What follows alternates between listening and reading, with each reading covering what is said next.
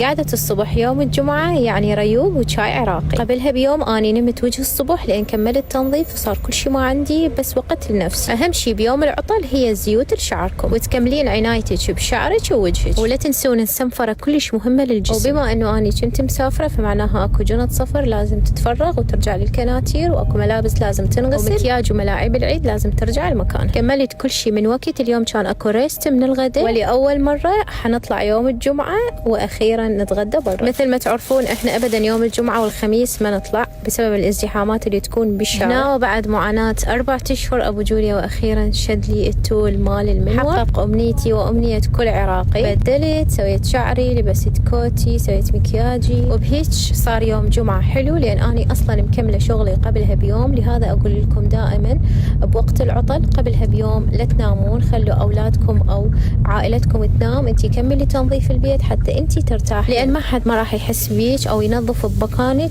الا انتي. فخصصي دائما يوم واحد ولو بالاسبوع يكون لنفسك، يكون لعنايتك بنفسك، بشعرك، ببشرتك، حتى لو تقعدين هيك هدوء بدون كل شيء ما تسوين. المهم هو هذا اليوم ترستين بيه كل افكارك، تقعدين تشوفين خططك، امورك. هنا طلعنا طبعا تفاجأت، كان الشوارع كلها فارغه، ما اعرف يعني ماكو اي ازدحام.